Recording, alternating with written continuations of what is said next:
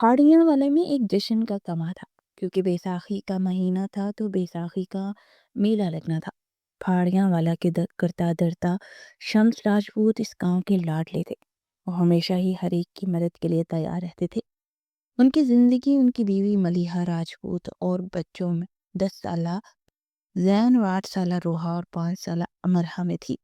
وہ اس وقت اپنے کھیتوں کی فصل کو دیکھ رہے تھے کہ ان کا فون بجنے لگا۔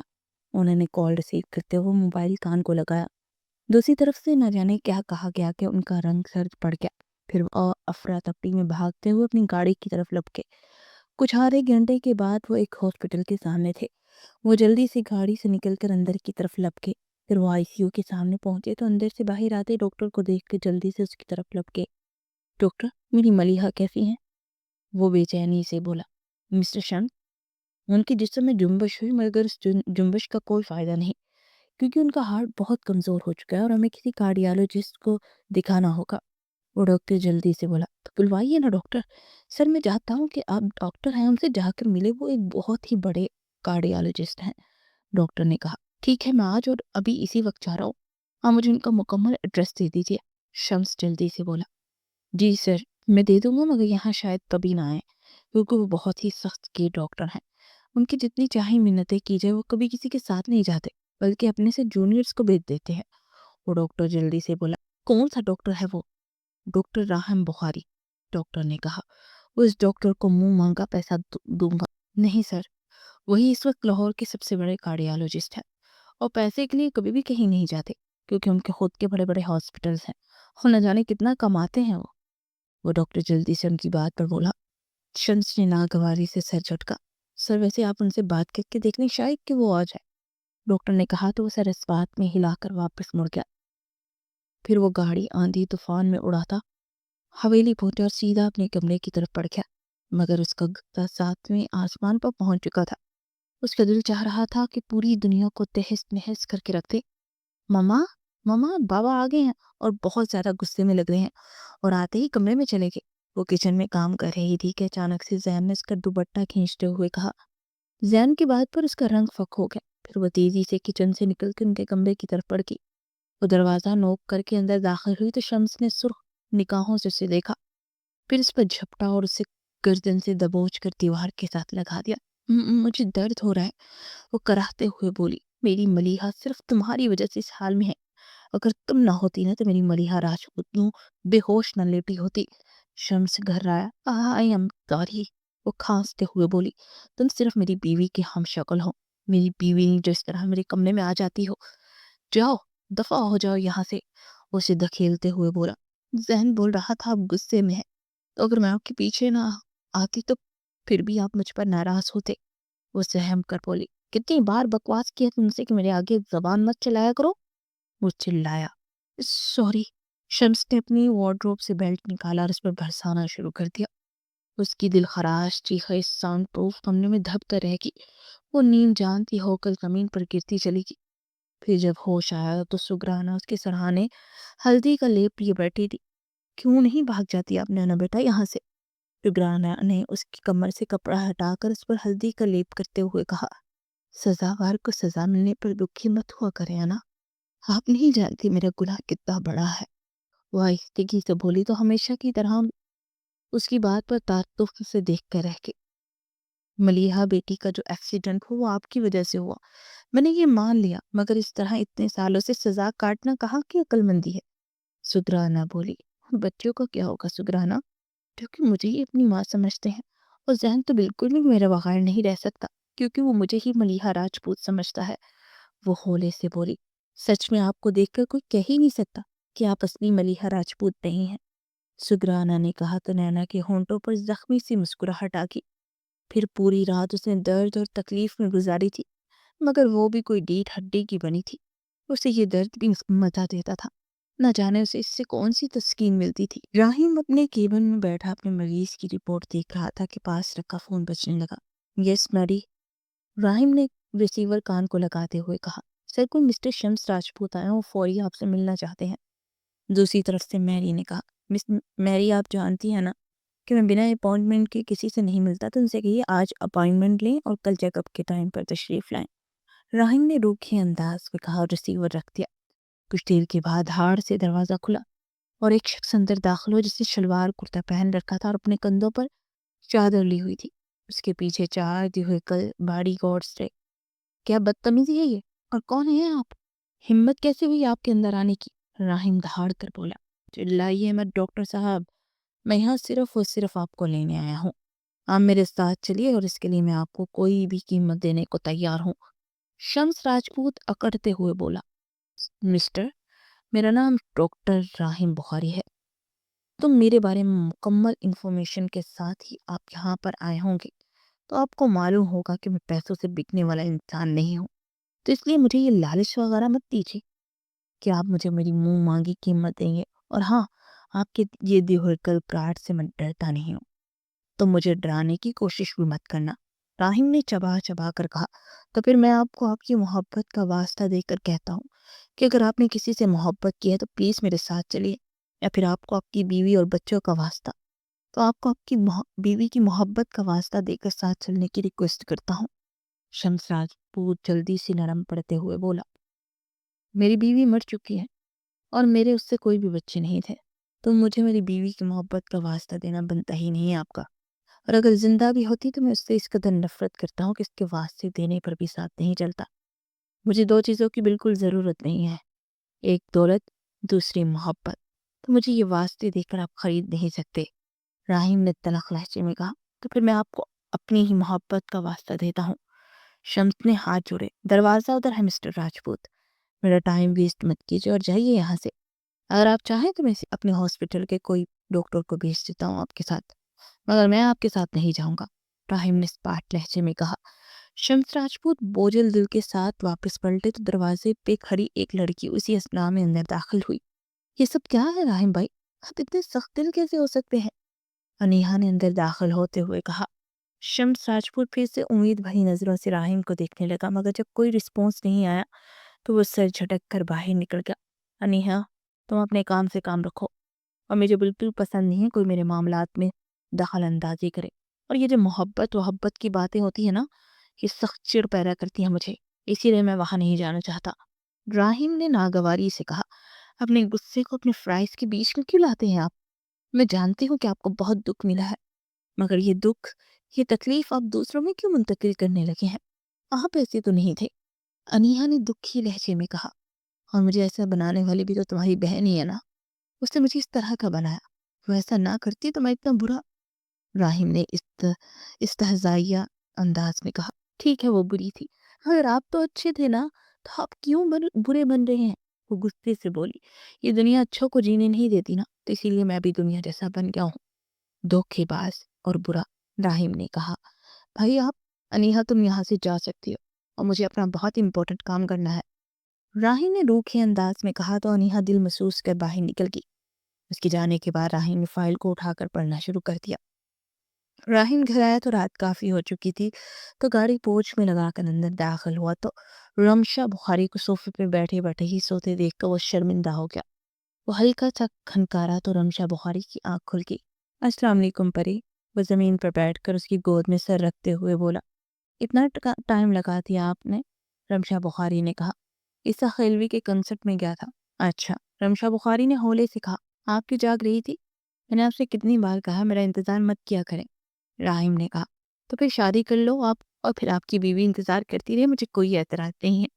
रमशा बुखारी की बात पर उसने शिकवा की नहा आंखों से उसे देखा। अगले 50 साल तक उसका इंतज़ार करूंगा। वो सबकी नज़रों में चाहे मर चुकी है, मगर मैं जानता हूँ वो जिंदा है, और एक बार वो मुझे मिल जाए तो मैं अपना इंतकाम ज़रूर लूंगा उससे। अब की बार उसे ये सोचकर माफ़ नहीं करूंगा कि वो आपकी बेटी है।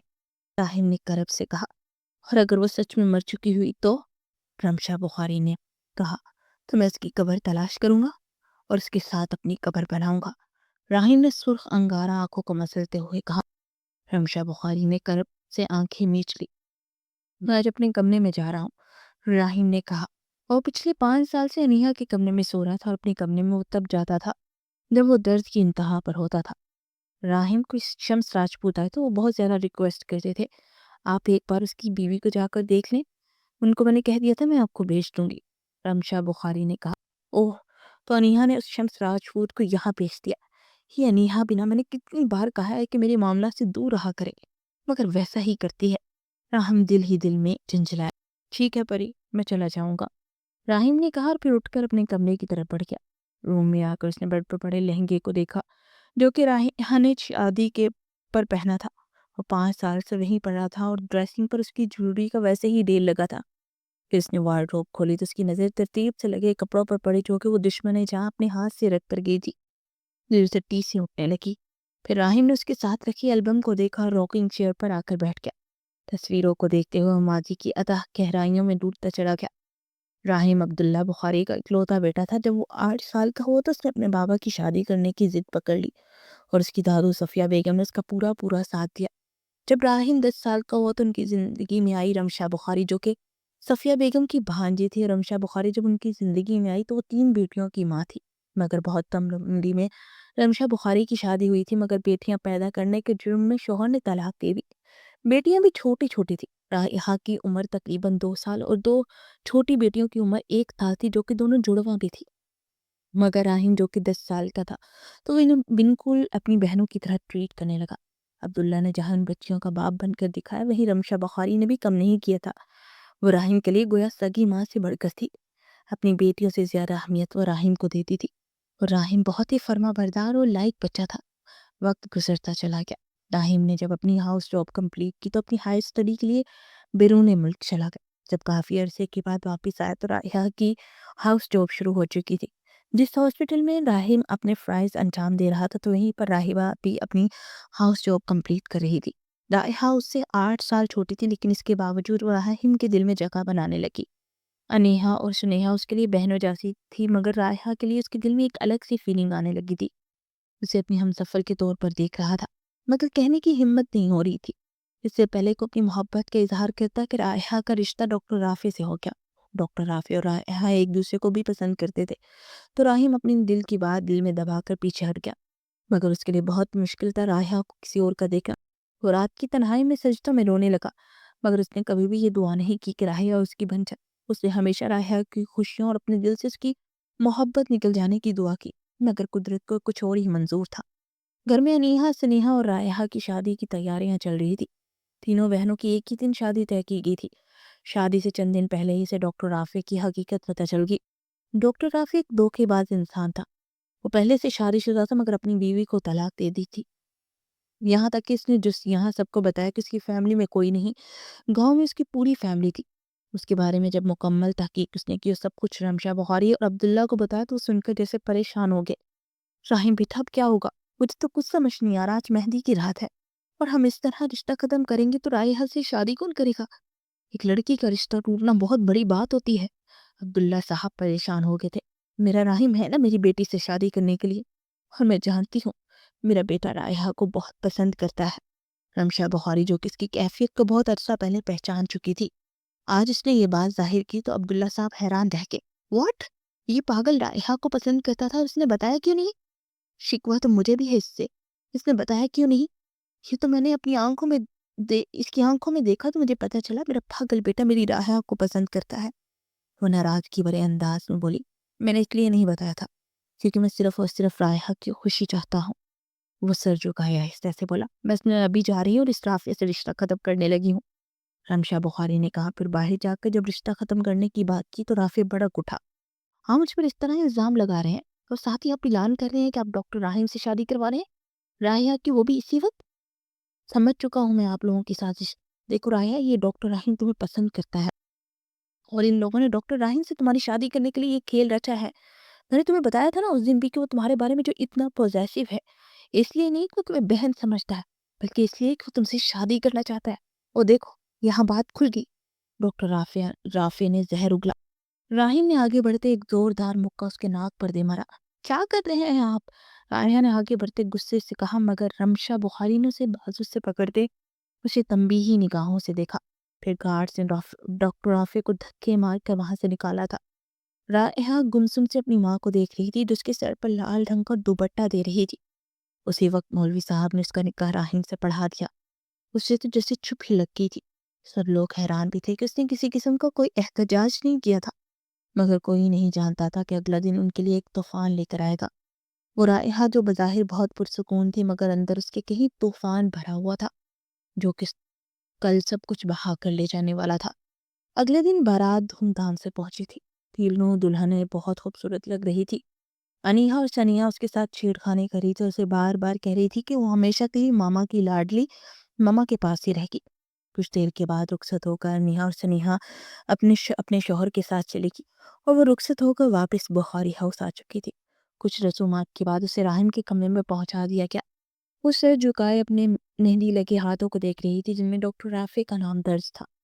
مہندی ڈاکٹر رافع کے نام کی تھی مگر اس کا نکاح ڈاکٹر راہم سے ہوا تھا۔ اپنے مقدر پر شکوہ کنا تھی، اپنے ماں سے بھی شکوہ تھا۔ اسے ہمیشہ سے یہی لگتا تھا کہ اس کی ماں ہمیشہ راہم کو زیادہ اہمیت دیتی ہے اور اس کے خیال میں اس کی ماں نے راہم کو اس کی محبت دینے کی خاطر اس سے رافع کو چھین لیا ہے۔ وہ سب سے بدگمان ہو چکی تھی۔ راہم دھیرے سے چلتا اس کے پاس آیا اور اس کے سامنے بیٹھ کر اس کا چہرہ تھوڑے سے پکڑ کر اونچا کیا۔ رائحہ نے نظر اٹھا کر جھکا لی۔ رائحہ، آپ کی آنکھیں دیکھتے میں پاگل سا ہونے لگتا ہوں، تو کیا اجازت ہے ان حسین آنکھوں کو چھو سکوں؟ راہم نے پوچھا تو رائحہ نے ایک جھٹکے سے حیرانگی سے دیکھا تو راہم کی آنکھوں میں جھلکتی بے تابی پر پھر سے نگاہیں جھکا گئی۔ اس کے کچھ نہ بولنے پر اس نے گہرا سانس بھرتے ہوئے آہستہ سے اس کے گال پر ہاتھ رکھا، نرم لہجے میں کہا، تمہاری یہ خاموشی مجھے اور بھی بے چین کر رہی ہے رائحہ، بتاؤ کہ تم اس سے نفرت کرتی ہو؟ رائحہ نے لرزتی آواز میں جواب دیا، نفرت نہیں مگر دکھ ضرور ہے۔ آپ نے میری مرضی کے بغیر سب کچھ کر دیا۔ راہم نے گہری سانس لی اور کہا، میں جانتا میں نے غلطی کی مگر اس وقت مجھے لگا کہ میں نے تمہیں رافع جیسے دھوکے باز کے حوالے کر دیا تو تمہاری زندگی برباد ہو جائے گی۔ رائحہ نے خالی خالی نگاہوں سے دیکھا، پھر اس کی آنکھوں میں نمی جھلکی تو زیرک بے چین سا ہوا۔ وہ اس کی آنکھوں میں آنسو کیسے دیکھ سکتا تھا؟ تو وہ اس کی آنکھوں پر بے اختیار اپنی لب رکھ گیا۔ حسن جانا کی تعریف ممکن نہیں، آفریں آفریں آفریں آفریں، تو بھی دیکھے تو کہے ہم نشین، آفریں آفریں آفریں آفریں، آنکھیں دیکھی تو میں دیکھتا رہ گیا، جام دونوں اور دونوں ہی دو آتشاں، آنکھیں ہیں یا میکدے کے دو باب ہیں، آنکھیں ان کو کہوں یا کہوں خواب ہیں، آنکھیں نیچی ہوئی تو حیا بن گئی، آنکھیں اونچی ہوئی تو دعا بن گئی، آنکھیں اٹھ کر جھکی تو دعا بن گئی، آنکھیں جھک کر اٹھی تو قضا بن گئی، آنکھیں جن میں ہے زمین و آسماں، نرگسی نرگسی سرمائیں سرمائیں، آفریں آفریں آفریں آفریں۔ زیرک نے دل نشین انداز میں نصرت کی غزل گنگنائی، آپ کی آواز بہت خوبصورت ہے، رائحہ دھیمے سے لہجے میں بولی، اور آپ کی آنکھیں، راہم نے کہا، پھر بے اختیار ہو کر ان آنکھوں پر لب رکھ چکا تھا۔ رائحہ نے بنا کچھ کہے اسے خوش سپردگی دے گی۔ صبح راہم کی آنکھ کھلی تو رائحہ اس کے سینے پر سر رکھے سو رہی تھی۔ اس نے آہستگی سے اسے تکیے پہ لٹایا اور پھر اٹھ کر واش روم کی جانب بڑھ گیا۔ نماز ادا کرنے کے بعد وہ کمرے میں آیا تو رائحہ نماز پڑھ کے جائے نماز سمیٹ رہی تھی۔ گڈ مارننگ میری پیاری سی جان، راہم نے اس کے کمر میں ہاتھ ڈال کر قریب کرتے ہوئے کہا، چائے بنا کر لاؤں؟ اس کے حساس سے نکلنے کی کوشش کرتے ہوئے بولے، نہیں ایکچولی مجھے عالیان کا میسیج ہے، اس نے مجھے فوری بلایا ہے۔ راہم نے کہا، کیوں خیریت؟ راہیا نے پوچھا۔ ہاں خیریت ہی ہوگی، ایکچولی وہ انیہا کو ڈیزائنر بنانا چاہتا تھا، اس نے یہاں بڑے سے کالج میں ایڈمیشن کے لیے اپلائی کیا تھا تو وہ یہ خوشخبری میرے ہاتھ دینا چاہتا تھا، اسی لیے بلایا ہوگا، راہم نے کہا تو رائحہ نے اس بات میں سر ہلایا۔ پھر وہ رائحہ کا ماتھا چوم کر تیزی سے باہر نکل گیا۔ اس سے نہیں معلوم تھا کہ وہ کبھی رائحہ کو دیکھ نہیں پائے گا، اور رائحہ نے راہم کے نکلتی اپنا ہینڈ بیگ لیا اور خط وہاں رکھتی چلی گئی۔ راہم ابھی واک کر کے گھر واپس آیا تھا اور رمشا بخاری کے کہنے پر وہ رائحہ کو روم سے بلانے کے لیے اوپر کی جانے پڑ گیا۔ رائحہ، راہم نے اندر پکارا مگر وہ اندر نہیں تھی۔ یہ کہاں گئی؟ راہم بڑبڑاتے ہوئے مڑا، پھر اس کی نظر ٹیبل پر پڑے ایک کاغذ پر گئی۔ اس نے کاغذ اٹھایا، پڑھنے لگا۔ جیسے جیسے وہ پڑھتا گیا اس کا چہرہ متغیر ہو گیا۔ وہ تھکے تھکے قدموں سے باہر آیا۔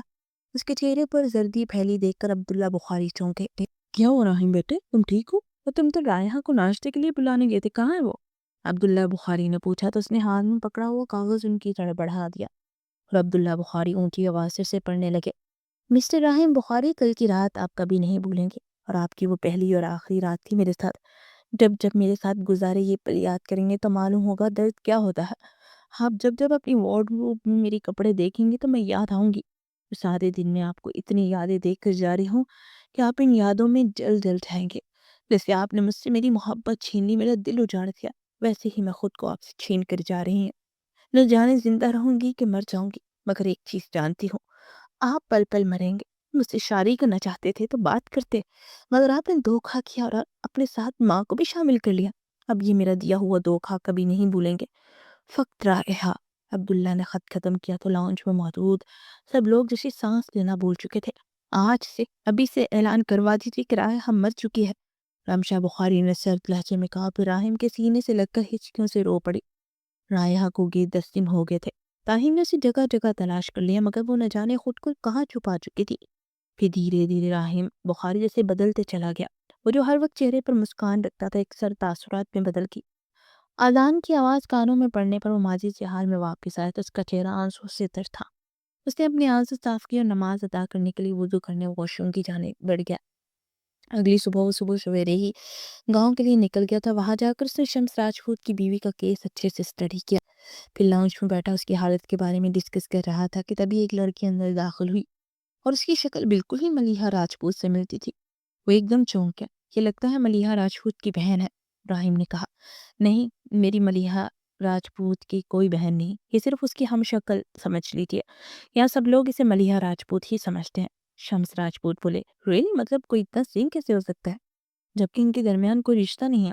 شمس راجپوت نے کندھے اچکا دیا۔ نینا نے چائے بنا کر راجپوت کو تھمائی اور دوسرا کپ وہ راہم کو تھمانے لگی تو راہم کو خود پر جمی نگاہوں پر اس کے ہاتھوں میں لرزش ہوئی، چائے راہم کے اوپر گھسی۔ تم کبھی بھی کام ٹھیک سے نہیں کر سکتی؟ شمس راجپوت دھارے تو سر جھکا کے لب کاٹنے لگی۔ اٹس اوکے مسٹر راجپوت، راہم سنجیدگی سے بولا۔ آئی ایم سوری ڈاکٹر بخاری، آپ پلیز صاف کر لیجیے۔ شمس بولے، جاؤ اب لے کر جاؤ اور ان کی شرٹ دھو کر دو۔ شمس نے سخت لہجے میں کہا تو وہ سر ہلا کر مڑ گئی اور راہم بھی اٹھ کر اس کے پیچھے چلایا۔ پھر اسے ایک کمرے میں چھوڑ کر واپس پلٹ گئی۔ راہم نے ایک طائرانہ نگاہ کمرے پر ڈالی، بھی چلتا ہوا نینا کی تصویر کے پاس آیا، تصویر اٹھا کر دیکھنے لگا تو نینوں کی آنکھوں نے جیسے حال سے ماضی میں لاپٹ کھا۔ وہ گری آنکھیں کسی کی بری طرح یاد دلا کے پھر کھٹکی کی آواز پر مڑا تو نینا تھی اور اس کے ہاتھ میں ایک شرٹ تھی۔ اس نے بنا کچھ کہے شرٹ اس کی طرف بڑھائی۔ آپ کی آنکھیں بہت خوبصورت ہے، راہم نے شرٹ تھامتے ہوئے کہا اور شرٹ لیتے اس کا ہاتھ نینا کے ہاتھ کو ٹچ کیا تو نینا نے ہڑبڑا کر شرٹ چھوڑ دی۔ پھر دونوں اکٹھے شرٹ اٹھانے کے لیے جھکے تو دونوں کے سر آپس میں ٹکرائے تو نینا اور راہم کی نگاہیں ملی تو راہم اس کے چہرے سے نظریں ہٹانا بھول گیا۔ وہ بلا شبہ بہت حسین تھی اور اس کی آنکھیں جسے بول رہی تھی۔ راہم کی نگاہوں کی بے باکی سے نینا کی ہتھیلیاں پسینے سے پسیج گئی۔ پھر راہم نے شرٹ اتاری اور دوسری پہن کر باہر نکل گیا۔ نینا نے شرٹ دھو کر پریس کی اور پھر اسے لے کر وہ گیسٹ روم کی طرف آ گئی۔ اس نے دروازہ نوک کیا تو کچھ ساتھ بعد دروازہ کھلا، راہم باہر آیا۔ آپ کی شرٹ، وہ بولی تو راہم چونک گیا۔ ارے آپ کا گلا تو کافی بند ہوا ہے۔ راہم نے اس کی آواز میں بھاری پن محسوس کیا تو جلدی سے بولا، وہ مجھے فلو ہے۔ اور اٹک اٹک کر بولتی راہم کو کسی کی یاد دلا گئی۔ کبھی کبھی انسان کسی سے شبیہ اس کی عادات میں بھی آتی ہے مس نینا، طاہر نے اس کو دیکھتے ہوئے کہا۔ ننیا اس کی بات کا جواب دیے بنا واپس مڑ گئی۔ پھر رات کا کھانا کھلوا کر نانا کچن سمیٹ کر باہر نکل کر لان کی طرف آ گئی۔ لان میں آ کر وہ سگریٹ کی اسمیل سے چونکی۔ پھر اس کی نظر کین کی کرسی پر بیٹھے راہم پر پڑی جو کہ سگریٹ پھونک رہا تھا۔ وہ دھیرے سے چلتی اس کے پاس آئی تو راہم نے چونک کر اسے دیکھا۔ کیسی ہیں آپ؟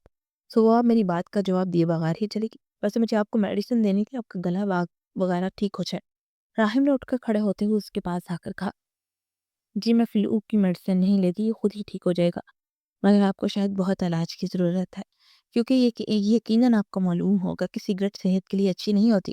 نینا نے کہا، پچھلے 5 سال سے پھونک رہا ہوں اس کو، ابھی تک زندہ ہوں۔ موت اتنی آسانی سے آ جائے تو انسان ناپید ہو جائے۔ اپنی زندگی سے اتنے مایوس کیوں ہیں؟ ایک ڈاکٹر ہے، آپ کو تو امید کا دامن تھامے رکھنا چاہیے نہ، آپ کو تو زندگی کی ویلی ہونی چاہیے نا، تو پھر اپنی زندگی کو اس قدر بے مول کیوں کر رہے ہیں؟ نینا نے پوچھا۔ اس کی بات پر راہم کے چہرے پر تلخ سی مسکراہٹ آ کر معدوم ہو گئی۔ ایک بے وفا کے زخموں پر مرہم لگانے ہم کہے، مرہم کی قسم مرہم نہ ملا، مرہم کی جگہ مرہم گئے، راہم نے گھمبیر لہجے میں کہا تو نینا نے غور سے اسے دیکھا۔ چاند کی روشنی میں اس کے چہرے پر درد اور کرب کے تاثرات واضح ہو رہے تھے۔ کون تھی وہ بے وفا؟ نینا نے پوچھا۔ راہم نے چونک کر دیکھا اور پھیکا سا مسکرا کر اپنا لائٹر اور سگریٹ کی ڈبیا اٹھا کر گیسٹ روم کی طرف بڑھ گیا۔ پیچھے کھڑی نینا کی آنکھ سے چپکے سے آنسو نکل کر اس کے رخسار پر بہہ گیا۔ راہیم ابھی تک پھاڑیاں والے میں ہی تھا اور اسے یہاں آئے 15 دن ہو چکے تھے۔ وہ ملیحہ راجپوت کے ٹریٹمنٹ کے ساتھ وہاں گاؤں کے لوگوں کا فری علاج کر رہا تھا، اور اس کے رکنے کی وجہ نینا تھی۔ نہ جانے اس لڑکی میں ایسی کیا کشش تھی کہ اس نے راہیم کو صرف ایک بار رکنے کے لیے کہا تو وہ رک گیا۔ آج صبح تیار ہو کر وہ میلے میں پہنچا تو شمس راجپوت اپنے گاؤں کے غربا میں راشن تقسیم کر رہا تھا، اور نینا ایک تائٹ پر عورتوں کے ساتھ کھڑی تھی۔ اس نے گرین اور یلو شرارہ کرتا پہن رکھا تھا، اس کے خوبصورت بال آبشار کی طرح اس کی پشت پر تھے۔ راہیم نے اسے دیکھا تو وہ بھی ادھر ہی دیکھ رہی تھی۔ دونوں کی نگاہیں ٹکرائی تو نینا نے جلدی سے اپنی پلکوں کی جھالر گرا لی۔ کچھ دیر کے بعد وہ اٹھ کر اس سے کچھ کھانے پینے کے لیے پوچھنے آئی تو اس نے میلہ دکھانے کی فرمائش کی۔ نینا نے بے اختیار شمس راجپوت کی طرف دیکھا تو اس نے اس بات میں سر ہلا دیا۔ پھر راہیم اور وہ اٹھ کر اسٹال کی طرف بڑھ گئے۔ راہیم ایک اسٹال پر رکا جہاں چوڑیاں لگی تھی۔ اس نے نینا کے سونے سونے بازو دیکھے، پھر چوڑیاں دیکھنے لگا۔ اس نے یلو گرین چوڑیاں لی اور نینا کی طرف بڑھا دی۔ آپ کے ہاتھوں میں اچھی لگیں گی، راہیم نے کہا تو نینا کے چہرے پر حیا کی سرخی سی چھا گئی۔ وہ چوڑیاں تھام کر ہاتھوں میں پہننے لگی، اور راہیم نے اس کی سسکاری پر چونک کر دیکھا تو ایک چوڑی ٹوٹ کر اس کے ہاتھ کو کچھ زخمی کر چکی تھی۔ او مائی گاڈ، دھیان سے کریں، راہیم نے تڑپ کر اس کا ہاتھ تھام کر کہا، اور وہاں اسٹال پر رکھے پانی کے کولر کے نیچے ہاتھ کیا۔ پھر وہ اس کا ہاتھ تھام کر وہاں سے نکل کر اسے اپنی گاڑی کی طرف لے آیا۔ گاڑی سے فرسٹ ایڈ باکس نکال کر اس کا زخم صاف کیا۔ نینا ساکت اسے دیکھی جا رہی تھی، اور آنسو ایک قطار سے اس کے رخسار پر بہہ رہے تھے۔ راہیم اس کے آنسو سے بے قرار ہو گیا۔ زیادہ درد ہو رہا ہے کیا؟ راہیم نے بے چین ہو کر پوچھا تو اس نے نفی میں سر ہلا۔ پھر کیوں رو رہی ہیں؟ برسوں ہو گئے کسی نے میری پرواہ نہیں کی، تو آپ کی پرواہ کرنے پر آنسو نکل پڑے۔ وہ زکام زدہ بھاری آواز پہ بولی، مجھ سے شادی کریں گی؟ راہیم کی بات پر اس نے ایک جھٹکے سے سر اٹھا کر اسے حیرانگی سے دیکھا۔ راہیم کو اپنا دل ان آنکھوں پہ ڈوبتا ہوا محسوس ہوا۔ یہ آپ کیا کہہ رہے ہیں؟ وہ گڑبڑا کر بولی، نہ جانے ایسا کیوں لگ رہا ہے میرے ہر زخم کا مرہم ہو آپ۔ راہیم نے کھوئے کھوئے انداز میں کہا، پلیز، وہ اپیہ کے بچے انتظار کر رہے ہوں گے۔ وہ جلدی سے بولتے ہوئے مڑی تو راہیم نے اپنے بالوں کو مٹھی میں جھکڑ کر آنکھیں میچ لی۔ وہ اسے نہیں بتا سکتا تھا کہ اس میں کسی کو ڈھونڈ رہا ہے۔ وہ نہیں بتا سکتا تھا کہ وہ اپنی بیوی رائحہ بخاری کی محبت میں اس قدر دیوانہ ہو چکا ہے کہ وہ نینا کی آنکھوں کی رائحہ بخاری کی آنکھوں سے مشابہت کی وجہ سے اس سے محبت کرنے لگا ہے۔ وہ خود اپنی حالت میں پریشان تھا۔ اسے واحد حل نینا سے شادی کرنے لگا، مگر وہ پاگل جانتا نہیں تھا رائحہ کے ساتھ اس کا روح اور جسم کا رشتہ ہے، اور یہ دونوں زندگی کا لازمی جز ہے۔ اگر نینا سے شادی بھی کر لے تو اس کی زخموں کا مرہم پھر بھی وہ نہیں بن سکتی، کیونکہ بعض زخموں کا مرہم وہ زخم لگانے والا ہی ہوا کرتا ہے۔ وہ پوری رات راہیم کے پرپوزل کے بارے میں ہی غور کرتی رہی، مگر اسے کچھ سمجھ نہیں آ رہی تھی۔ وہ خود بھی انکار نہیں کرنا چاہتی تھی، لیکن اسے اپنی ماضی سے ڈرتی تھی۔ 2 دن کے بعد ڈاکٹر راہیم واپس جا چکے تھے، اور ملیحہ راجپوت کا اسی ہفتے آپریشن ہوا جو کامیاب ٹھہرا، اور ملیحہ راجپوت کو 5 سال کے بعد ہوش آ چکا تھا۔ شمس راجپوت کی خوشی کا کوئی ٹھکانہ نہیں تھا، وہ بھی بہت خوش تھی، لیکن بچوں سے بچھڑنے کا خیال اسے ہلا رہا تھا۔ نہ جانے اس کے بارے میں کیا فیصلہ ہونا تھا۔ پھر فیصلہ ہو ہی گیا جب شام میں شمس راجپوت نے اسے یہاں سے جانے کا حکم دے دیا۔ اب یہاں تمہاری کوئی ضرورت نہیں ہے، تم جا سکتی ہو، وہ سرد لہجے میں بولا تو اس نے نم آنکھوں سے اس بے حس انسان کو دیکھا جس کی وجہ سے اس کی زندگی کے قیمتی سال ضائع ہو گئے۔ دن تو چاہا چیخ چیخ کر پوری حویلی سر پر اٹھا لے اور پوری دنیا کو بتائے کہ جو انسان سب کے سامنے اتنا اچھا اور نرم دل ہے وہ گھر میں کس قدر شفاق ہے، مگر وہ چپ چاپ گمسم سے اپنے کمرے کی جانب بڑھ گئی۔ اگلے دن صبح ہی شمس نے اسے شہر کے دارالامان چھوڑنے کا بتایا تھا، تو وہ رات بچوں سے لپٹ لپٹ کر روتی رہی تھی، یہاں تک کہ صبح جب وہ اٹھی تو اس کی سوجی آنکھیں دیکھ کر انا پریشان ہو گئی۔ کیا ہوا بیٹا، آپ روئی تھی کیا؟ انا کے پوچھنے کی دیر تھی وہ پھوٹ پھوٹ کر ان کی گود میں سر رکھے رو تھی، اور انا تو جیسے گھبرا ہی گئی تھی۔ بیٹا بتاؤ نا کیا ہوا؟ یہ کیا ہو گیا نا؟ بچوں کے ساتھ اتنی محبت ہوگی، مانتی وہ میرے بچے نہیں ہیں، مگر انہیں اپنا ہی بچہ سمجھنے لگی، اور آج ان سے بچھڑنے کا وقت ہے، اور مجھے سمجھ نہیں آ رہی میں کیسے الگ کروں انہیں خود سے۔ یہ ملیحہ راجپوت آج شام کو واپس آ جائیں گی ہاسپٹل سے، اور بچوں کو پتہ نہ چلے، کیونکہ میں ماں نہیں تھی اس لیے مجھے یہاں سے جانے کا حکم مل گیا۔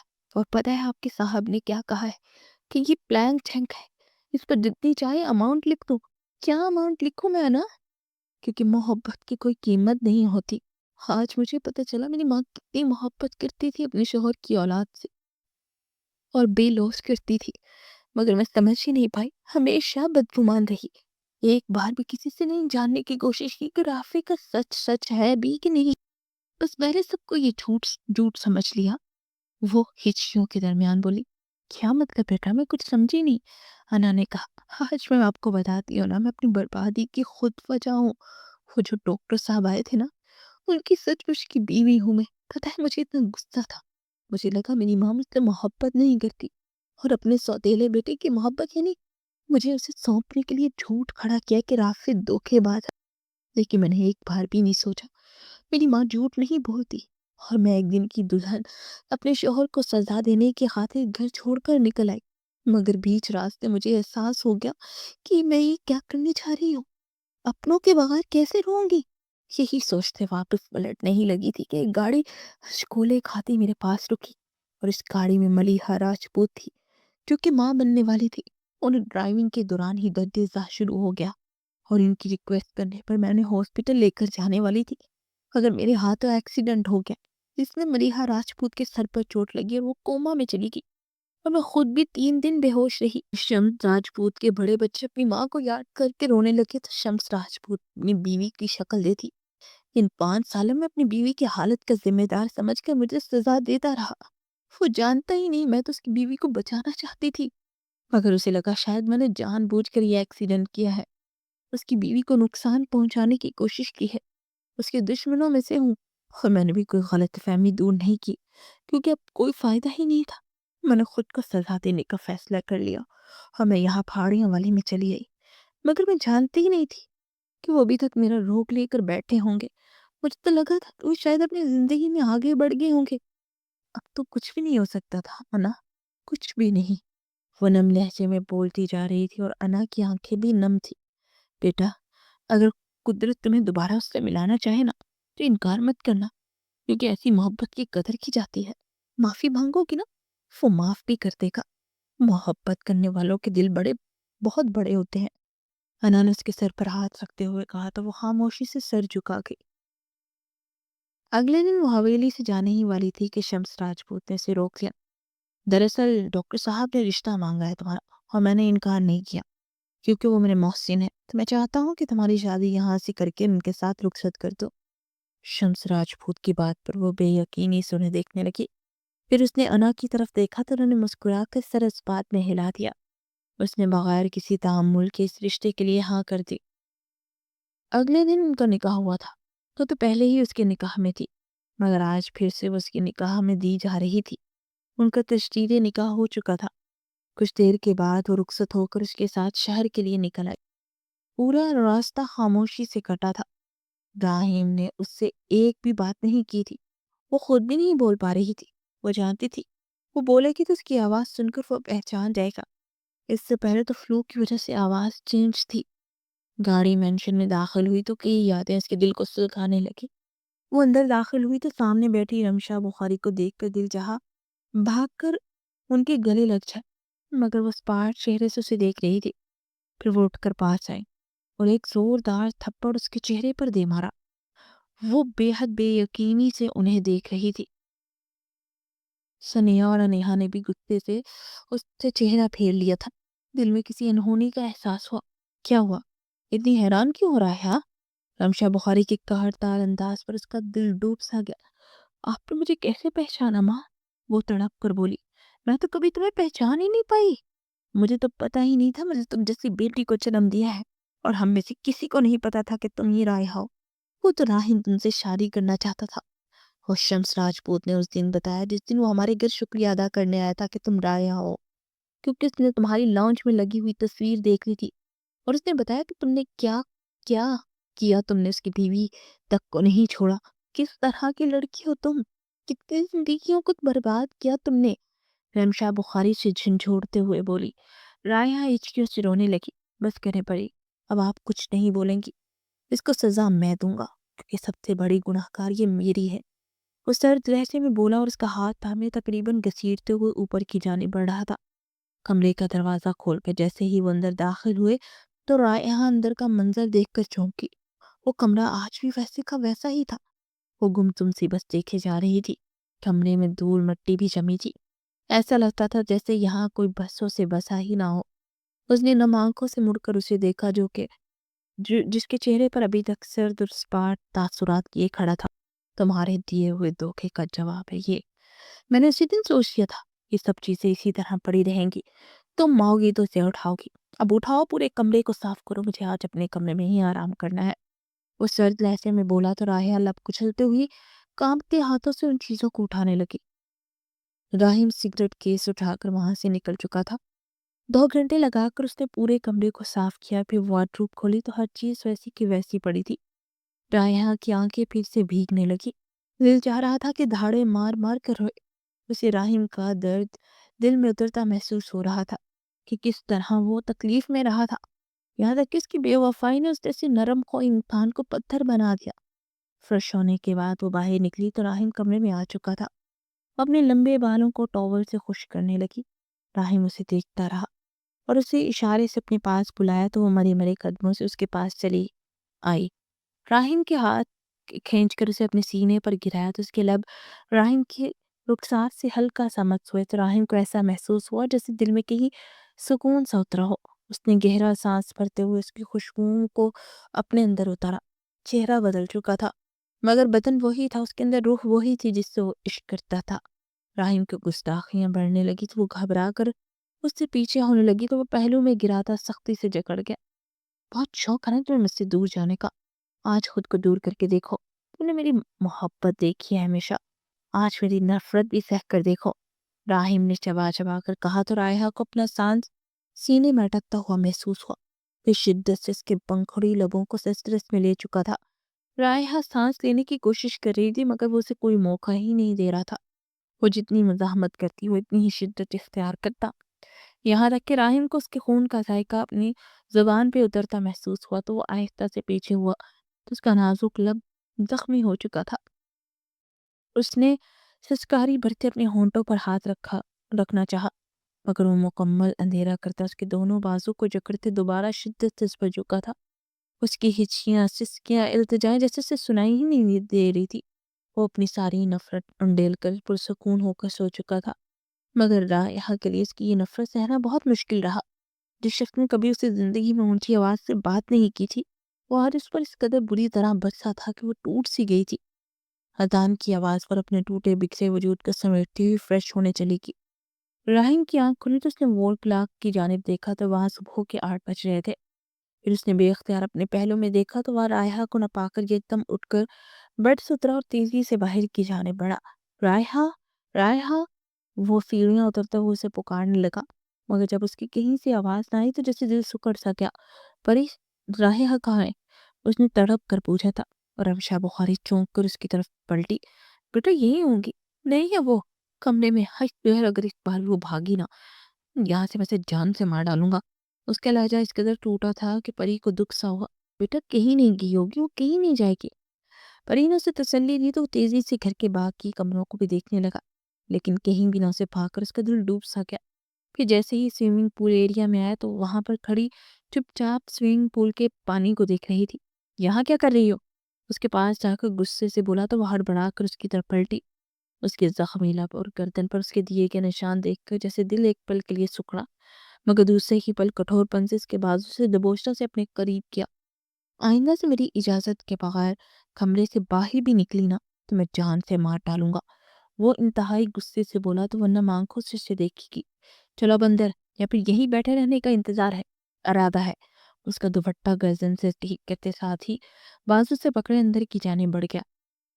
ناشتہ وغیرہ کرنے کے بعد وہ سب لوگ ہلکی پھلکی باتیں کر رہے تھے مگر کسی ایک نے بھی اسے مخاطب نہیں کیا تھا۔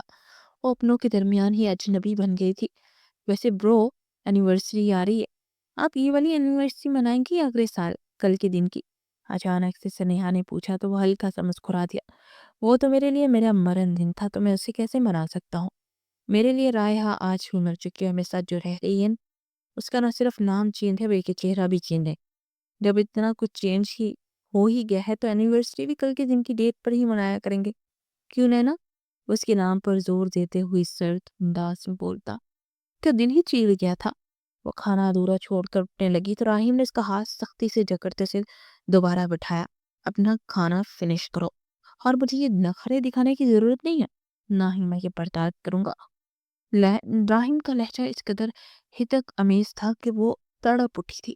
شمس راجپوت اس پر برسوں سے ستم ڈھا رہا تھا، مگر اسے کبھی فیل نہیں ہوا، لیکن یہ شخص اسے ذرا سی بات بھی کہتا اسے اندر تک درد ہوتا تھا۔ اگلے دن شام کو کمرے میں اور اس کی طرف ایک باکس بڑھایا۔ یہ ساڑی پہن لو، ہمیں آج انیہ اور سنیہا کے ساتھ باہر ڈنر پر جانا ہے۔ میں نے اپنی بہنوں کو اپنی شادی کی خوشی میں پارٹی دی ہے، اس پارٹ لہجے میں بولا تو بنا کچھ کہے اس باکس کو تھام گئی۔ کچھ دیر کے بعد وہ تیار ہو کر کندھوں پر شال رکھے ہوئے باہر آئی۔ اتنی سردی تو نہیں ہے جو تم نے یہ مراسیوں کی طرح شال اوڑھ رکھی ہے، اتارو اسے، راہیم نے سرد لہجے میں کہا تو وہ چپ چاپ شال کو اتارتی اپنی ساڑی کا پلو پیچھے سے آگے کو کرتی اس کے ساتھ باہر کی جانب پڑ گئی۔ ڈنر کے بعد وہ لوگ گھر واپس آئے۔ وہ ڈریسنگ کے سامنے کھڑی اپنی جویلری اتار رہی تھی کہ راہیم جو فریش ہو کر نکلا تھا بال بنانے کے لیے عین اس کے پیچھے آ کر کھڑا ہوا۔ راہیم نے جھک کے جیسے ہی برش کو اٹھانا چاہا تو اس کی نگاہ رائحہ کے بازوؤں سے ہوتی کمر کی طرف کی، جہاں پر بہت سارے نشانات تھے۔ یہ کیا ہوا ہے؟ بے چین سا ہو کر بولا۔ اس نے نگاہیں اٹھا کر شیشے میں اس کا عکس دیکھا۔ وہ بے چین سے اس کے نشانات پر ہاتھ پھیر کر دیکھ رہا تھا۔ بول کیوں نہیں رہی ہو؟ کیسے نشان ہے یہ؟ اس کا رخ اپنی طرف کرتے تھرڈ لہجے میں بولا تو اس نے کانپتے لہجے میں جو کچھ شمس راجپوت اس پر ظلم کرتا رہا وہ بتایا تو راہیم کا چہرہ غصے سے سرخ ہو گیا۔ اس کی اتنی ہمت کہ اس نے تمہارے ساتھ یہ سب کیا؟ چھوڑوں گا نہیں میں اسے۔ وہ مٹھی بھینچ کر سرد لہجے میں بولا، پلیز آپ انہیں کچھ مت کہیے۔ وہ تڑپ کر بولی تو راہیم نے بے یقینی سے اسے دیکھا۔ کیوں نہ کہوں؟ ایک منٹ، کہیں اس کی بیوی کا ناٹک کرتی کرتی سچ میں تو اس کی بیوی خود کو نہیں سمجھنے لگی تھی؟ کیوں اتنی ہمدردی تمہیں اس سے؟ اس کے کندھے سے زور سے جکڑے زہر آلود لہجے میں بولا، کیسی باتیں کر رہے ہیں آپ؟ میں ان کی بیوی ہونے کا ناٹک نہیں کر رہی تھی، میں صرف ان کے بچوں کی ماں بننے کا ناٹک کر رہی تھی، اور میں اس وقت بھی صرف اسی وجہ سے کہہ رہی ہوں کیونکہ ان بچوں کے لیے ان کا باپ ہیرو ہے۔ وہ اچھا ہی انسان تھا، مگر میرے بارے میں غلط فہمی کا شکار تھا، اس وجہ سے یہ سب کرتا رہا۔ اور ویسے بھی وہ اپنی بیوی سے بہت محبت کرتا ہے، آپ یہ بات اچھی طرح سے جانتے ہیں، اور میں صرف بچوں کے خاطر یہ بات کہہ رہی ہوں۔ وہ کرب بھرے لہجے میں بولی تو وہ طنزیہ انداز میں اسے دیکھنے لگا۔ واہ، پوری دنیا کے ساتھ تمہیں ہمدردی ہے، ایک میرے ساتھ ہی نہیں تھی تمہیں؟ ویسے کیا دشمنی تھی؟ کیا بگاڑا تھا میں نے تمہارا جو تم نے میری زندگی کے 5 برس کھا لیے؟ اور جس دن دوبارہ تم سے ملاقات ہوئی اس دن بھی میرے درد کو دیکھ کر تم مزے لے رہی تھی، میرے ساتھ ناٹک کر رہی تھی۔ تمہیں میرا احساس ہوتا نا تو مجھے کبھی بھی چھوڑ کر نہ جاتی، یا پھر دوبارہ ملاقات کے وقت کم از کم بتا دیتی کہ تم ہی رائحہ ہو۔ اس کے لہجے میں درد محسوس کر کے رائحہ تڑپ اٹھی تھی۔ کیسی باتیں کر رہے ہیں آپ؟ ایسا نہیں ہے، پلیز پلیز میرا یقین کریں، میں واپس پلٹنا چاہتی تھی آپ کی طرف، اور ایکسیڈنٹ ہو گیا۔ اس کے سینے پر ہاتھ رکھتے ہوئے نم لہجے میں بولی، جھوٹ، سب بکواس، جن کو واپس پلٹنا ہوتا ہے نا وہ واپس پلٹ ہی آتے ہیں، تمہاری طرح لوگ نہیں ہوتے جو برسوں کسی کو تڑپاتے ہیں۔ ارے تم نے تو اپنی ماں کو نہیں چھوڑا، اس ماں کو جس نے تم لوگوں کے لیے قربانی دی۔ تمہیں یہی لگتا تھا نا کہ وہ مجھ سے زیادہ محبت کرتی ہے تو اسی لیے تمہارے ساتھ زیادتی کی گئی، مگر حقیقت یہ نہیں ہے۔ وہ محبت مجھ سے اس لیے کرتی تھی کیونکہ میرے بابا تم لوگوں سے محبت کرتے تھے، اور وہ دونوں ایک دوسرے کے احسان اتار رہے ہیں، ایک دوسرے کی اولاد سے محبت کر کے۔ کوئی بھی انسان اپنی اولاد سے زیادہ کسی سے محبت نہیں کر سکتا، لیکن ہاں، اگر محسن ہو تو اس کے احترام میں وہ اپنی اولاد کے ساتھ تھوڑا سا خود غرض ہو جاتا ہے، مگر اس میں بھی فائدہ اس کی اولاد کا ہی ہوتا ہے۔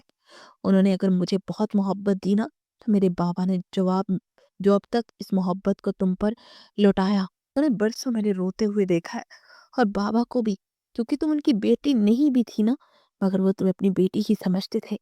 کاش تم نے یہ سب کرنے سے پہلے ایک بار سوچا ہوتا کہ تم صرف مجھے سزا نہیں دے رہی، تم سب کو دے رہی ہو۔ وہ تلخ لہجے میں بولتا چلا جا رہا تھا۔ اب کی بار رائحہ رونے لگی۔ ایک تعصب بھری نگاہ اس پر ڈال کر اپنا سگریٹ کیس اٹھا کر باہر کی جانب بڑھ گیا۔ آنے والے دنوں میں راہم اس سے مکمل طور پر اگنور کر رہا تھا اور بات کرنے کی کوشش کرتی مگر وہ کنے کترا کر پیچھے ہٹ جاتا۔ آپ بات کیوں نہیں کر رہے مجھ سے؟ چاہے مجھے ڈانٹ لیں، باتیں سنا لیں، لیکن کم از کم بات تو کرے نا۔ آج رات کو بھی ہمیشہ کی طرح جب وہ اپنی چیزیں اٹھا کر اسٹڈی روم کی طرف بڑھنے لگا تو اس کا ہاتھ تھام کر بولی، میں تمہیں اذیت نہ دوں اسی لیے یہاں سے جاتا ہوں، کیونکہ تمہیں اذیت دیتا ہوں نا، اس سے زیادہ خود اذیت میں مبتلا ہو جاتا ہوں۔ راہم کا لہجہ تھکا تھکا سا تھا۔ تو مت کریے نا یہ سب، اب یہ نفرت نہیں سہ سکتی، پلیز راہم۔ وہ اسے پیچھے سے ہگ کرتے ہوئے نم لہجے میں بولی، یہ ممکن نہیں ہے، کیونکہ تمہیں جب معاف کرنے کا سوچتا ہوں نا، نئے سرے سے وہ ساری اذیتیں یاد آ جاتی ہیں جو تم نے ہم لوگوں کو دی تھی۔ میرے زخم جب بھرنے لگتے ہیں تو جیسے ہی تمہارا چہرہ دیکھتا ہوں میرے زخم پھر سے تازہ ہو جاتے ہیں۔ تم سمجھ لو یہ اذیت نہیں، تمہارے وجود سے بیزاری ہے، اور نہیں معاف کرنا تمہیں، کیونکہ تم وہ لڑکی ہو جس کے بارے میں یہ بھی نہیں کہہ سکتا کہ پتہ نہیں پاکیزہ بھی ہو کہ نہیں۔ وہ اتنی بڑی بات اسے کہہ گیا تھا پھر سے، اسے اندازہ بھی نہیں تھا یہ بات اس کے دل میں کسی تیر کی طرح پیوست ہوئی تھی۔ کس قدر استفاقی سے اپنے یہاں ایسی بات کہہ دیتے ہیں۔ میری بات پر یقین نہیں ہے، میں آپ سے کہہ رہی ہوں نا، میرے اور شمس راجپوت کے درمیان کچھ بھی نہیں تھا، تو بس مجھ پر ہاتھ اٹھاتا تھا۔ اگر میرے ساتھ کچھ ایسا ویسا رشتہ قائم کرنا بھی چاہتا تھا تو اس سے بہتر میں اپنی جان دے دیتی۔ کیسے آپ کو یقین دلاؤں؟ میں نے آپ کے علاوہ کسی کو یہ حق نہیں دیا۔ وہ بے بسی سے بولی، تمہارے کہنے سے کیا ہوگا؟ تم تو ویسے ہی منافق ہو، تم نے تو دھوکہ دیا تھا مجھے۔ جو انسان ایک بار دھوکہ دیتا ہے وہ دوبارہ بھی دے سکتا ہے، اور مجھے تم جیسی عورت سے مزید اب کوئی دھوکہ نہیں کھانا۔ تم میری زندگی میں اب چپ چاپ رہو، میرا دل جب چاہے گا میں تمہارے پاس آؤں گا، مگر ہمارے درمیان اب کوئی محبت نہیں ہوگی، صرف سمجھوتے کا رشتہ ہوگا، وہ بھی پری کی وجہ سے۔ وہ چبا چبا کر بولتا باہر کی جانب بڑھ گیا۔ مزید دن گزر چکے تھے، راہیم اب تو نگاہ اٹھا کر بھی نہیں دیکھتا تھا، وہ بھی اپنی جگہ گمسم سی تھی۔ اگلے دن وہ سب لوگ سوات والے گیسٹ ہاؤس میں جا رہے تھے، کیونکہ انیہا اور سنیہا بھی اپنی اینیورسری اس بار وہاں پر منانا چاہتے تھے۔ اگلے ہفتے ان کی اینیورسری تھی۔ ان لوگوں نے ایک گاڑی کروائی جس میں سب لوگ ہی بہت انجوائے کر رہے تھے۔ وہ سب سے الگ تھلگ پچھلی سیٹ پر تھی، کسی ایک نے بھی اسے اپنے ساتھ شامل کرنے کی کوشش نہیں کی تھی۔ اس کی آنکھیں بار بار نم ہو رہی تھی، مگر وہ خود کو تسلی دے رہی تھی یہ کہہ کر اتنی تو سزا اس کی بنتی ہے۔ 8-10 گھنٹوں کے سفر کے بعد وہ لوگ وہاں پہنچ چکے تھے۔ رات ہونے والی تھی تو اسی لیے سب کھانا وغیرہ کھا کر آج کے دن آرام کرنے والے تھے۔ کھانا کھاتے ہی سب لوگ اپنے اپنے کمرے میں چلے گئے۔ راہیم بھی اپنے روم میں چلا گیا تھا، مگر اس نے ایک بار بھی اسے اپنے ساتھ چلنے کے لیے نہیں کہا۔ وہ چپ چاپ گمسم سی اس لاؤنج میں بیٹھی تھی۔ اپنوں کے بیچ ہی پرایا ہونا بہت اذیت ناک ہوتا ہے، اور یہ بات اسے آج کل بہت فیل ہو رہی تھی۔ راہیم بظاہر تو نیوز دیکھ رہا تھا، مگر اس کی نگاہیں بار بار دروازے کی طرف اٹھ رہی تھی۔ وہ ابھی تک اندر کمرے میں نہیں آئی تھی۔ پھر وہ سونے کے لیے لیٹ گیا۔ تھکاوٹ زیادہ تھی تو کچھ ہی دیر میں آنکھ لگ گئی، جو کہ رات کو 1 بجے کے قریب کھلی۔ اس نے گردن گھما کر دیکھا تو ابھی تک رائحہ کمرے میں نہیں آئی تھی۔ وہ ماتھے پر بل ڈالے ہوئے اٹھا اور باہر کی جانب بڑھا تو وہ صوفے پر سکری سمٹی لیٹی تھی۔ اس کے سر پر پہنچ کر دل چاہا اسے جھنجھوڑ کر اٹھا دے، مگر نہ جانے وہ کیا سوچ کر رک گیا۔ پھر بے اختیار اسے باہوں میں بھرا تو وہ ہڑبڑا کر آنکھیں کھول دی۔ یہ کیا کر رہے ہیں آپ؟ وہ گھبرائے ہوئے لہجے میں بولی، مگر اس کی بات کا جواب دیے بغیر اندر کمرے میں آیا اور اسے بیڈ پر لٹایا۔ جس بات کا شوق بنایا جا رہا تھا باہر بیٹھ کر، تمہیں کیا لگتا ہے میں تمہارے نخرے برداشت کروں گا؟ یہ صرف میں نے اس لیے کیا کہ کہیں تم بیمار نہ پڑ جاؤ، پھر میرے لیے ہی عذاب بنے گی، کیونکہ میں یہ چند دن سکون کے حاصل کرنے آیا ہوں نا، تمہاری وجہ سے ویسٹ ہو جائیں گے۔ وہ سرد لہجے میں بولا اور پھر دوسری جانب کروٹ لے کر لیٹ گیا۔ اگلے دن صبح جب اٹھا تو فریش ہونے کے بعد وہ ڈریسنگ کے سامنے کھڑا بال بنا رہا تھا کہ ڈاکٹر مسفرہ کی کال آئی۔ اور ڈاکٹر مسفرہ یہاں سوات کی رہنے والی تھی اور یہی ایک ہاسپٹل میں اپنی ڈیوٹی سر انجام دے رہی تھی، مگر کچھ عرصہ اس نے شہر میں بھی نوکری کی تھی اور وہیں پر ان دونوں کی دوستی ہوئی تھی، اور آنے سے پہلے اس نے مسفرہ نے اس کو بتایا تھا، تو اسی لیے اس وقت مسفرہ کی کال آئی تھی۔ اس نے موبائل کو لاؤڈ سپیکر پر لگایا اور بال بناتے ہوئے دوسری طرف اس کے کیے گئے سلام کا جواب دیا، آ رہی ہوں میں آپ سے ملنے، اور ہاں آنٹی جی سے کہیے گا اپنے ہاتھ کا بنا ہوا پراٹھا ضرور بنائیے گا، مجھے کھانا ہے۔ کتنی دیر ہو گئی ہے نا ان کے ہاتھ کا کچھ کھائے ہوئے؟ جی ضرور، آپ آئیے، ہم لوگ انتظار کر رہے ہیں۔ میں نے انیہا اور سنیہا سے بھی کہا تھا تو وہ بھی بہت زیادہ ایکسائٹیڈ ہیں آپ سے ملنے کے لیے۔ اس کی بات کے جواب میں مسکرا کر بولا۔ اور بیک گراؤنڈ سے ٹیک لگائے رائحہ نے حسرت سے اس کی یہ مسکراہٹ کو دیکھا۔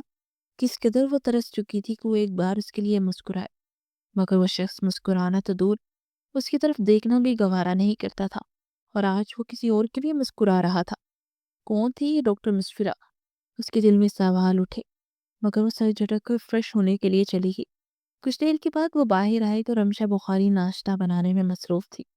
وہ بھی ان کی ہیلپ کرنے لگی۔ کچھ دیر کے بعد کچن میں انیہا اور سنیہا بھی آ چکی تھی۔ مسفرہ ابھی کے لیے بنا رہی ہے مما؟ سنیہا نے رمشا بخاری سے پوچھا۔ ہاں بیٹا، میں نے کہا اتنے عرصے کے بعد اس بچی سے مل رہی ہوں تو چلو اس کی پسند کا کھانا بنا لیتی ہوں، رمشا بخاری نے مسکرا کر کہا، اور ان کے لہجے میں مسفرہ کے لیے بہت محبت تھی۔ یہ مسفرہ کون ہے؟ اس نے جھجکتے ہوئے پوچھا تو رمشا بخاری نے چونک کر اسے دیکھا۔ وہی لڑکی جس کی وجہ سے راہم نے دوبارہ سے ہاسپٹل جوائن کیا تھا، ورنہ تمہاری دی ہوئی بے وفائی سے تو وہ سب کچھ بھول چکا تھا۔ مگر مسفرہ نے پھر سے اسے اس بات کے بارے کے لیے قائل کیا، اور دوبارہ سے وہ زندگی کی طرف لوٹا۔ میں نے بہت کوشش کی کہ دونوں کی شادی ہو جائے، مگر وہ کبھی مانا ہی نہیں۔ کاش وہ مان جاتا تو مزید خوش رہتا، کیونکہ مسفرہ کو خوش رکھنا آتا ہے، اور مرد جس عورت میں سکون محسوس کرتا ہے نا، وہ مسفرہ جیسی ہوتی ہے۔ رمشا بخاری کے لہجے میں کاٹ تھی۔ وہ تڑپ اٹھی۔ کیوں نفرت کرتی ہیں آپ مجھ سے؟ آپ ہی تو کہا کرتی تھی نا میں آپ کی سب سے لاڈلی اور پیاری بیٹی ہوں، اور آج آپ مجھ سے ٹھیک سے بات تک نہیں کرتی۔ کی وجہ بھی تم ہی ہو۔ تم نے وہ سب کیا جو ایک اچھی بیٹی کو زیب نہیں دیتا۔ تمہاری ماں تمہارے لیے کیا غلط فیصلہ کرتی جو تم نے اس کے فیصلے کو اپنے پاؤں تلے رون دیا؟ تمہیں شرم نہیں آئی تھی گھر سے قدم رکھتے ہوئے؟ جس کو سزا سنا کر گئی تھی تم بھول گئی اس کے پاپا نے تم لوگوں کو بیٹیوں کی طرح رکھا، کسی چیز کی کمی نہ ہونے دی کبھی۔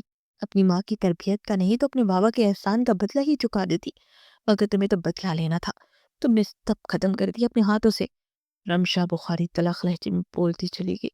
وہ گمسی سے اپنی ماں کو دیکھ رہی تھی، پھر اپنی آنکھوں کی نمی کو صاف کرتے چپ چاپ سیلڈ کاٹنے لگی۔ کچھ ہی دیر میں ڈاکٹر مسفرہ آ چکی تھی۔ باہر لاؤنج میں کہکے اور خوشیوں کا سما تھا۔ آج راہم کے چہرے پر بھی مسکراہٹ تھی۔ وہ ونڈو سے بار بار اسے دیکھ رہی تھی۔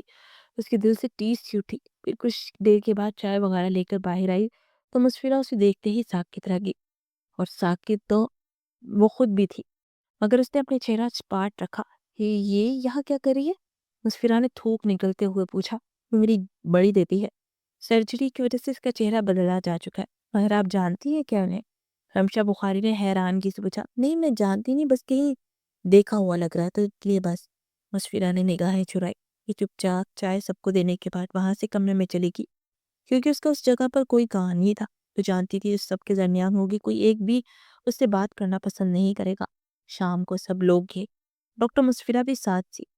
وہ لوگ ہنسی مذاق کرتے ہوئے ایک ریسٹورنٹ میں داخل ہوئے۔ مسفرہ ایک ضروری کال کرنے کے لیے باہر کی جانب بڑھ گئی، اور کھانا کھا ہی رہے تھے کہ ان کے پاس آ کر کوئی کھڑا ہوا، اور جیسے ہی ان لوگوں نے مڑ کر دیکھا تو وہ ملیحہ راجپوت اور شمس راجپوت تھا۔ اور شمس راجپوت کو دیکھتے ہی راہم نے زور سے مٹھیاں بھینج۔ مجھے کوئی بات کرنی تھی۔ آئی ایم ریئلی سوری، میں بہت شرمندہ ہوں کہ میں نے تمہارے ساتھ وہ سب کیا۔ شمس راجپوت نے ہاتھ جوڑ تو وہ اسپاٹ چہرے سے اسے دیکھتی رہی۔ پھر ملیحہ اس کے پاس آئی۔ میں نے سب کچھ شمس کو بتایا کہ تم میری جان بچانے کے لیے مجھے ہاسپٹل لے کر جا رہی تھی اور ایکسیڈنٹ ہو گیا، اور یہ بھی بتایا کہ میں نے ہی تمہیں گاڑی چلانے کے لیے فورس کیا تھا، کیونکہ مجھے دردیں لگی ہوئی تھی۔ بہت زیادتی کی ہے شمس نے، مگر وہ بس کسی کی باتوں میں آگے تھی۔ جیسے مجھے ہاسپٹل لایا گیا اور میرا آپریشن ہوا اور بچہ ہوا تو اس کے بعد شمس بہت غصے میں تھے، تو وہاں ایک ڈاکٹر نے مشورہ دیا کہ بچوں کو ماں چاہیے ہوگی، اور میں کوما میں جا چکی ہوں، تو جو بڑے بچے ہیں میرے ان کو سنبھالنے کے لیے تمہارے چہرے پر میرا چہرہ دیا جائے۔ پھر وہی ہوا، شمس نے بھی غصے میں سب کر دیا۔ میں کل آپ کے گھر معافی مانگنے کے لیے گئی تھی تو مجھے پتہ چلا آپ لوگ یہاں آئے ہیں، تو میں یہاں چلی آئی۔ پلیز ہمیں معاف کر دیں۔ وہ ہاتھ جوڑ کر بول رہی تھی۔ آپ کیوں معافی مانگتے نہیں ہیں؟ قصوروار آپ نہیں ہیں، قصوروار میں خود ہوں۔ میں نے غلط کیا تھا، گھر سے باہر قدم رکھ کر، اور میری قدم لڑکھڑائے تو اللہ نے مجھے تنبیہ کرنے کے لیے یہ سزا دی، اور اچھا ہی ہوا ورنہ مجھ بے عقل کو عقل کیسے آتی؟ وہ تلخ لہجے میں بولی، ایسی بات بالکل نہیں، آپ بہت سمجھدار ہے۔ آخری بات آپ نے جو مجھ سے کہی تھی وہ یہی تھی کہ آپ واپس اپنے شوہر کے پاس جا رہی ہیں۔ آپ سے غلطی ہو چکی ہے اور آپ ان کے قدموں میں بیٹھ کر بھی معافی مانگ لیں گی۔ ملیحہ کی آخری بات پر سب نے بے اختیار کے چہرے کی طرف دیکھا، مگر وہ بے تاثر انداز میں چپ چاپ کھانا کھا رہی تھی۔ ارے بھئی، آپ لوگوں نے کھانا میرے بغیر ہی شروع کر دیا؟ مطلب کی کھنکتی ہوئی آواز پر شمس راجپوت پلٹا اور جیسے ہی عطفورہ کی نظر اس پر پڑی تو وہ زرد پڑ گئی۔ تم؟ شمس راجپوت نے اچانک سے کہا تو سب لوگ مسفرہ کی جانب دیکھنے لگے۔ ارے آپ لوگ یہاں، خیریت ہے؟ تب مسفرہ نے تھوک نگلتے ہوئے پوچھا۔ اوہ، تو آپ لوگ ان لوگوں کو جانتی تھی؟ مطلب تم نے جو بھی کیا اس لیے کیا تاکہ میں رائحہ کو لے کر وہاں سے کہیں دور چلا جاؤں؟ مطلب تم رائحہ کو کسی طرح اس کی شکل بدل کر اس شہر سے بھیجنا چاہتی تھی؟ اور یہ سب تمہارا رچا ہوا کھیل تھا؟ اور میں سمجھا کہ تم اس لڑکی کو نہیں چاہتی اور مجھ سے ہمدردی میں کر رہی ہو یہ سب۔ واہ، بہت خوب، شمس راجپوت نے تالی بجاتے ہوئے کہا تو سب لوگ بے یقینی سے اسے دیکھ رہے تھے جو فک چہرے سے کھڑی تھی۔ پھر انہوں نے رائحہ کو دیکھا جس کا چہرہ ہر قسم کے جذبات سے عاری تھا۔ کیا بولے جا رہے ہیں آپ؟ میں آپ کو نہیں جانتی؟ ڈاکٹر مسفرہ نے غصے سے کہا۔ کتنا جھوٹ بول رہی ہے یہ؟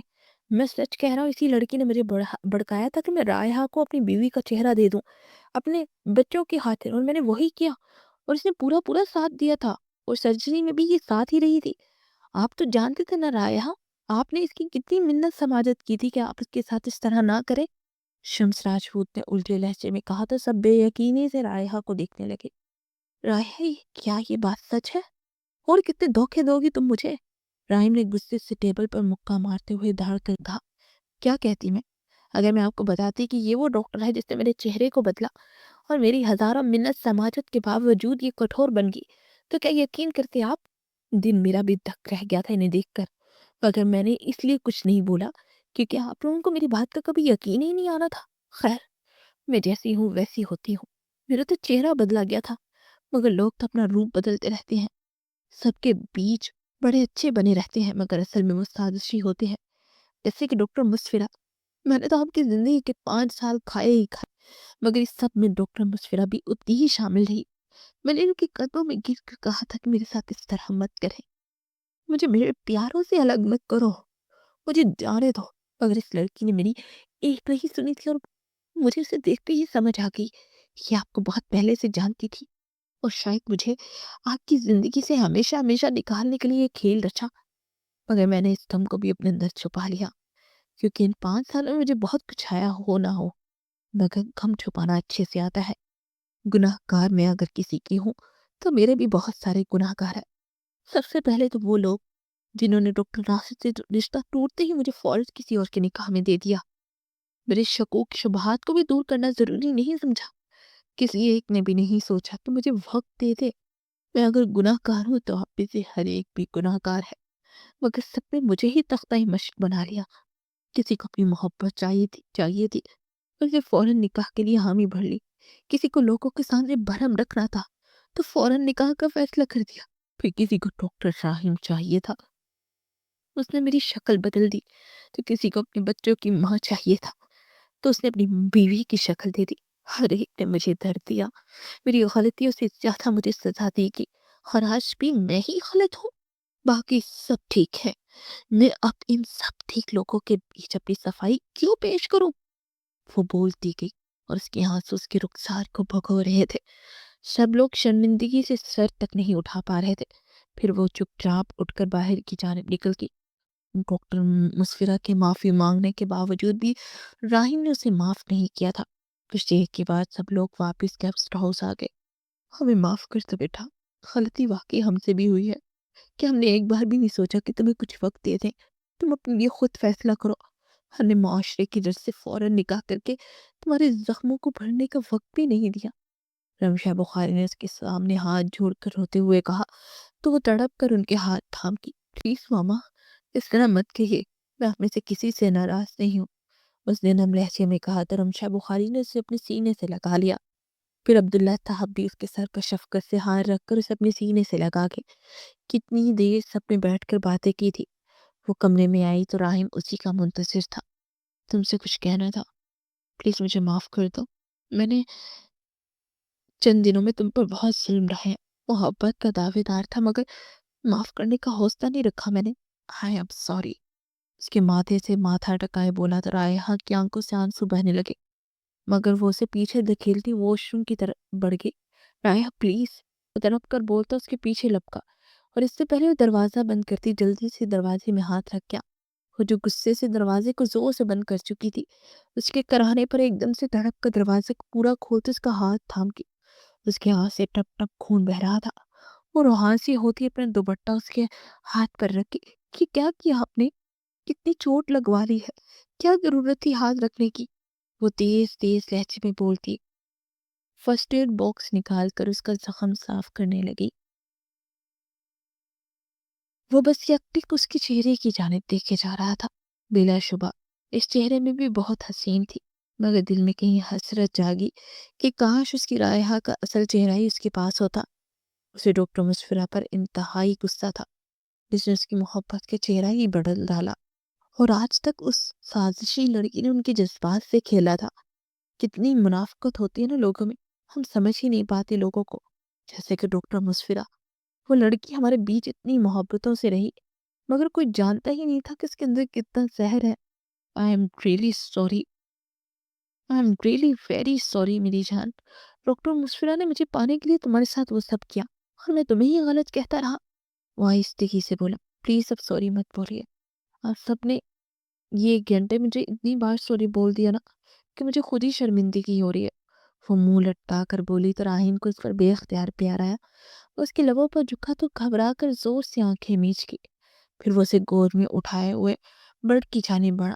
وہ آج اپنی چاہتوں اور شدتوں سے اسے پھر سے روشناس کر رہا تھا، مگر آج اس کا چھونا اسے 5 سال پہلے کی وہ رات کی یاد دلا گیا، جب اس نے اسے اسی نرمی سے اپنی چاہتوں سے معتبر کیا تھا. اس کے چہرے کے ہر ہر نقش کو چومتا جا رہا تھا اور ہر بار سوری بول رہا تھا. اس کی بے باکی بڑھتی جا رہی تھی، اور وہ اس کی باہوں میں کسی گڑیا کی مانند سمٹی ہوئی تھی. وہ پرسکون تھی اور بہت خوش بھی، اور یہ اس نے خوشی سب کو معاف کر کر چنی تھی. ایک پل کے لیے اس کا دل چاہا تھا کہ وہ آج پھر سے اپنی ناراضگی جتائے سب سے، اور ہر ایک سے ناراض رہے، یہاں تک کہ راہیم سے تو بہت زیادہ، اور وہ اس کی منت سماجت کرے. مگر پھر اس نے سوچا اگر یوں ہی ناراضگی اور بدگمانی میں زندگی گزارتے کہ تو یہ مختصر سی زندگی ویسٹ ہوتی جائے گی. یہ زندگی محبت کے لیے بنی ہے، اور ہم اسے نفرت میں گزار دیتے ہیں. اگر ہم یہ نفرتوں کو مٹا دیں تو زندگی ہمارے لیے گلزار بن جائے. وہ دونوں اپنی برسوں کی تھکاوٹ کو ایک دوسرے کی قربت میں مٹاتے اپنی زندگی کو گلے گلزار بنا رہے تھے. ختم شد.